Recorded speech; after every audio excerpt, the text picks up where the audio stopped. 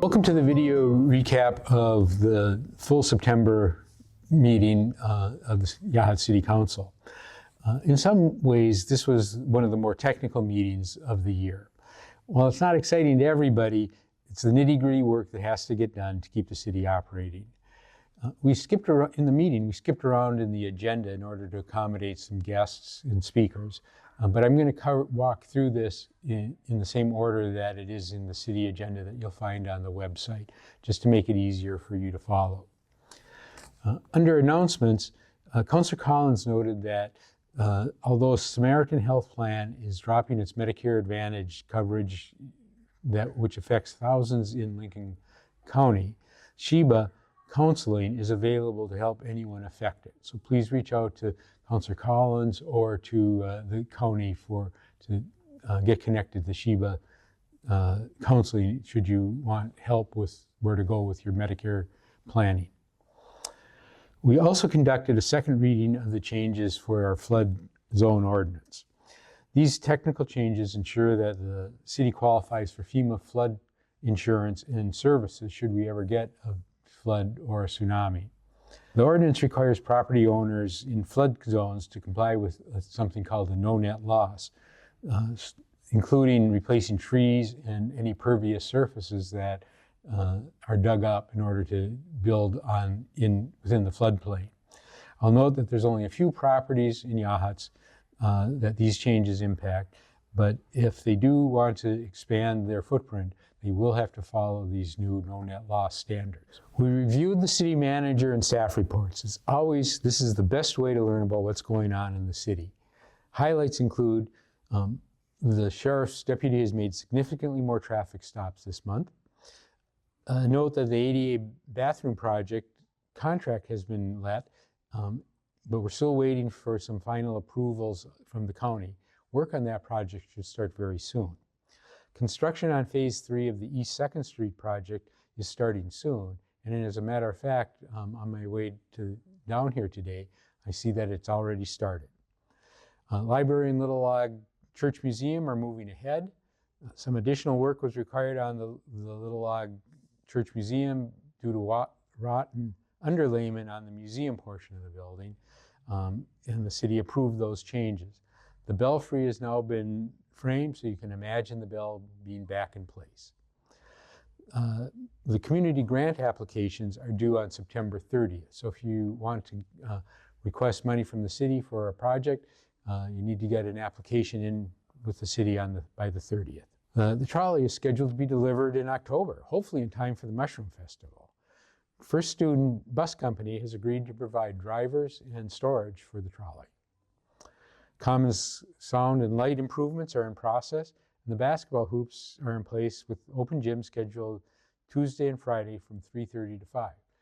When I finish up here, I hope to go and be able to shoot some hoops. Code compliance has been very active. You can see that there are fewer lots with overgrown vegetation, and that we are making some progress on the abandoned properties throughout the city. And finally, Cascadia Partners will gather public input for changes to our housing ordinances on Tuesday, September 30th at 5:30. If you feel strongly about the proposed changes, please attend the meeting and let your voice be heard. The consent agenda includes minutes and also a look at our finances, including accounts and fund balances. I'll note that our fund balances are down about 6% from the last fiscal year due to the large projects that we've been working on. We still have over $10 million in balances, which greatly exceeds the amount recommended by the Oregon League of Cities. Remember, the purpose of a city is to provide citizen services, not to accumulate wealth. In new business, we approved a new contract with Charter Communications to provide cable and internet services through the city. The agreement is very similar to the existing agreement, except that it will be a 10-year agreement with an option to renew after 5 years. Note that this is a non-exclusive agreement, so if somebody else wants to come in and establish some other type of internet service, they can do so. And we also should note that the city gets about $24,000 a year as part of this agreement with Charter. We next discussed the vacation license code, primarily focused on clarifying the languages, specifying that the owner representative must be persons owning the property. We also discussed increasing the penalties for fireworks violations and adding language that includes the water rates for short-term rental properties, which is higher than the rate for a non-vacation rental property. In ongoing business, we had extensive discussion with West Tech Engineering regarding the geostudy of the proposed replacement water site in addition to other options. Our desired location will require significant cost just to prepare to build. All the options that West Tech has looked at are just as expensive, and some are even more complex.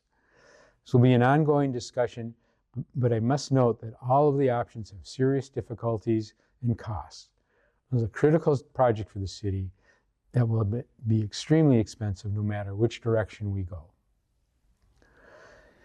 We next discussed the fireworks survey. At first look, the majority of people support traditional fireworks. However, when asked about alternatives, the majority of people would support options to traditional fireworks.